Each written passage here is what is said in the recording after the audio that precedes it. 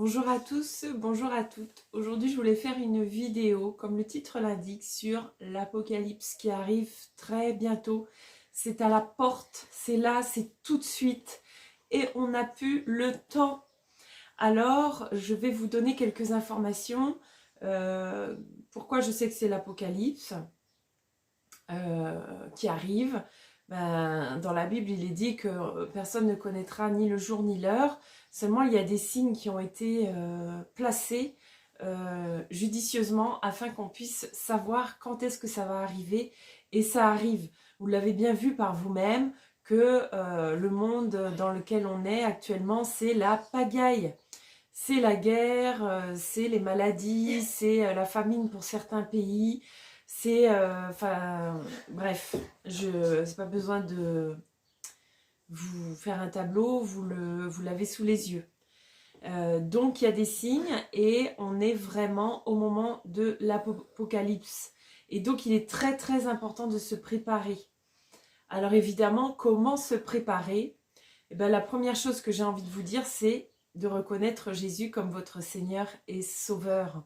Alors pourquoi Jésus et pas un autre? Eh bien, vous constaterez que l'Apocalypse, elle a été annoncée dans la Bible. Elle n'a pas été annoncée ailleurs, elle a été annoncée dans la Bible.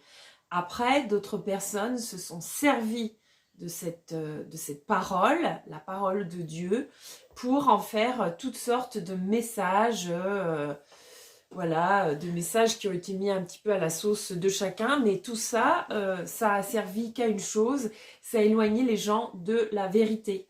Et comme le dit très bien Jésus, je suis le chemin, la vie et la vérité. Donc s'il est le chemin, c'est lui qu'il faut suivre. Il est la vérité, c'est lui qu'il faut suivre. Comment on fait pour suivre Jésus? Et d'abord, on lui dit, oui, je te reconnais vivant. Parce qu'effectivement, Jésus est mort, mais il a ressuscité il a ressuscité, et il a ressuscité vivant, donc il est vivant, et il est vivant dans le cœur de chacun. Donc, il est là avec toi depuis toujours. Seulement, comme c'est un Dieu d'amour, c'est un Dieu qui ne s'impose pas, qui se propose seulement. Alors il se tient là et il attend. Il attend que tu lui ouvres la porte. Donc pourquoi j'ai envie de te dire que là ça urge? Parce que ça urge, c'est vraiment le moment. Et puis dans la Bible, il y a une parabole, alors je ne sais pas si je vais bien la raconter, qui parle des 10 vierges sages et les 10 vierges folles. Alors, qu'est-ce que raconte cette histoire? Eh bien, en fait, ces vierges-là, elles sont invitées aux noces, et à l'époux qui arrive. Donc, l'époux, entre guillemets, dans la Bible, c'est Jésus. Et l'épouse, c'est nous. C'est-à-dire que c'est son corps, c'est ses disciples, c'est ceux qui l'ont reconnu comme Seigneur et Sauveur. Et donc, si vous voulez, les vierges, elles vont donc aux noces avec leur lampe à huile. Il s'avère arriver là-bas que les vierges sages ont, elles, suffisamment d'huile pour pouvoir garder la lumière allumée lorsque l'époux va arriver et que la porte va s'ouvrir. Mais les vierges folles, elles, n'ont pas assez d'huile. Donc elles demandent aux vierges sages, prêtez-nous de l'huile, prêtez-nous de l'huile. Et elles leur répondent, non, on ne peut pas vous prêter d'huile parce qu'on n'aura jamais suffisamment pour nous toutes. Si on vous donne notre huile, alors on va être toutes perdues. Donc les vierges folles sont obligées de repartir chercher de l'huile pour revenir aux noces. Mais quand elles arrivent aux noces, la porte se ferme, c'est trop tard. Alors, qu'est-ce que ça veut dire pour moi, cette parabole? Ça veut tout simplement dire qu'il est très très important de créer sa relation personnelle avec le Seigneur, c'est-à-dire de se confier à lui. C'est-à-dire que Dieu doit vous connaître personnellement, mais il va vous connaître uniquement si vous vous confiez à lui. Surtout, ne pensez pas, non... je suis trop insignifiant ou insignifiante, Dieu a autre chose à faire, mais Dieu se languit de vous. Dieu se languit de vous connaître. Alléluia. Alors allez-y, parlez-lui, confiez-vous à lui. Priez-le de se révéler à vous.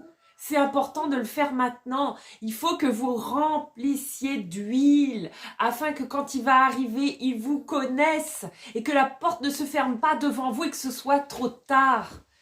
Quand on parle de l'Apocalypse, elle va durer 7 années. D'accord? Dans la Bible, il est dit dans la Bible qu'au moment où ça deviendra invivable sur terre, Jésus viendra chercher son église. D'accord? Donc, il est dit aussi dans la Bible que quand les gens vont arriver, ils vont dire « Seigneur, Seigneur, je suis là, je suis là ». Si vous n'avez pas entamé la relation personnelle avec le Père, il vous répondra « Je ne vous connais pas ».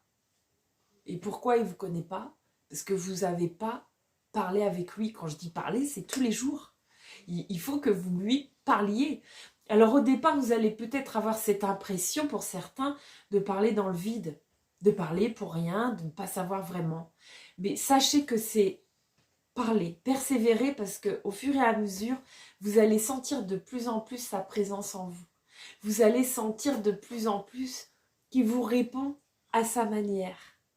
Et vous allez ne plus vous sentir seul comme vous avez pu vous sentir seul.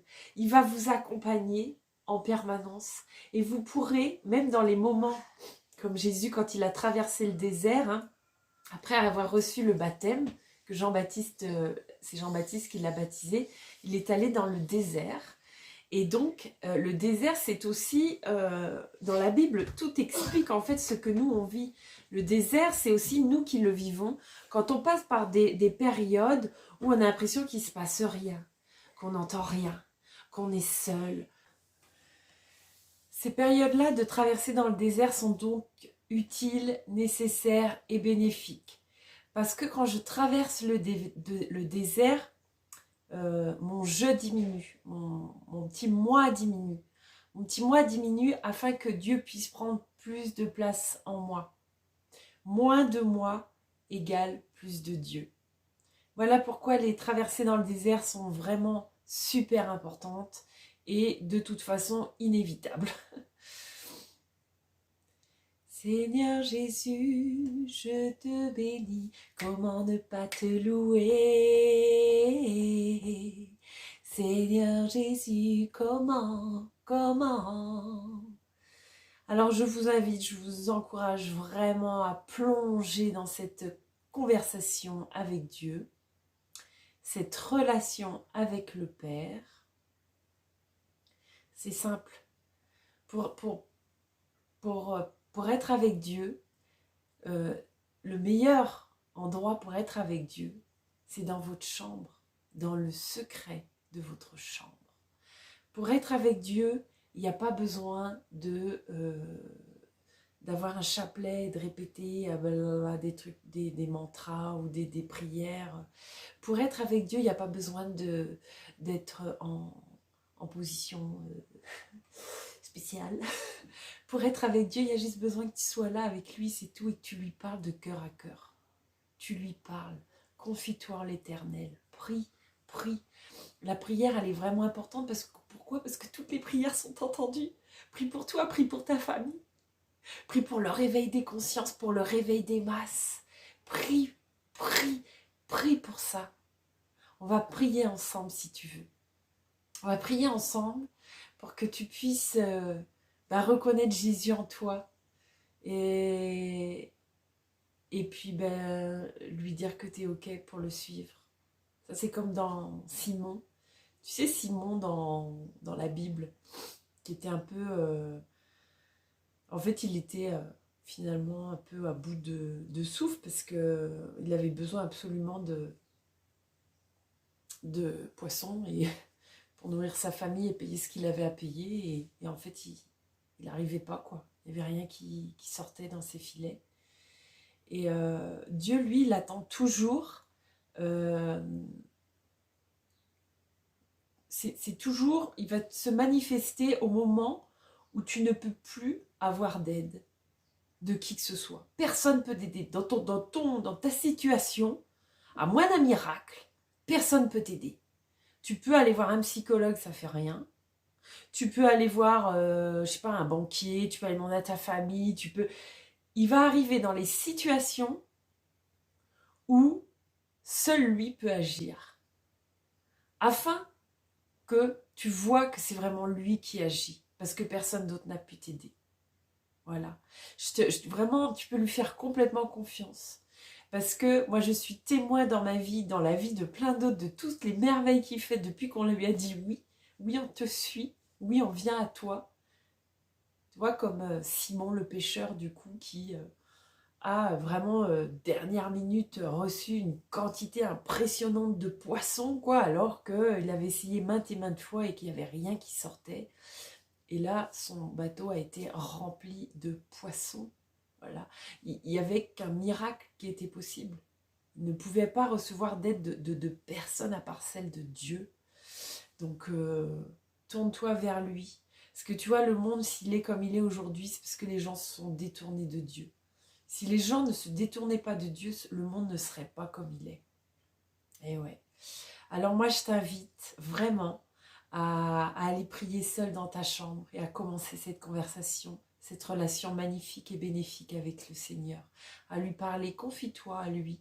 Parle-lui de ce que tu vis, parle-lui de tes questionnements, parle-lui de ce que tu vis avec tes enfants, parle-lui de ce que tu vis dans ton travail, parle-lui de tout. Il aime t'entendre, il aime ça. Et ben voilà, je t'encourage vraiment à le faire. Donc voilà, on va prier ensemble, Saint-Esprit. Déjà, je te demande de bénir toutes les personnes qui vont regarder cette vidéo, de bénir leur vie et leur famille. Et que cette vidéo peut-être puisse faire boule de neige et éclairer et ramener le maximum de personnes à toi. Et donc, nous allons prier ensemble si vous le souhaitez. Donc je te reconnais, Seigneur, je te reconnais vraiment comme Seigneur et Sauveur de ma vie. Je sais que tu vis en moi, que tu vis dans mon cœur. Alors je te dis oui. Je te dis oui pour que tu te révèles à moi. Pour que tu te révèles à moi vraiment.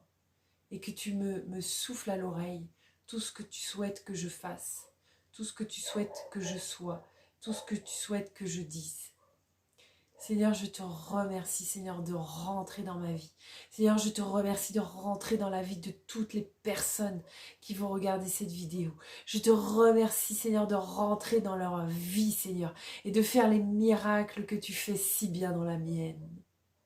Je te remercie de tous les bénir et de le faire ressentir ta présence vivante, parce que tu es un Dieu vivant, parce que tu es là avec nous. Je te remercie, Seigneur. Je te remercie pour toutes les merveilles que tu vas accomplir dans leur vie. Je t'aime, Papa. Je t'aime, Papa. Alléluia. Voilà, je vous souhaite une magnifique journée. Bénie de la grâce de Dieu. Soyez bien avec le Père. Le Père Céleste, il vous aime tellement. Vous allez voir, il va faire des miracles dans votre vie. Alléluia. À bientôt. Soyez tous bénis.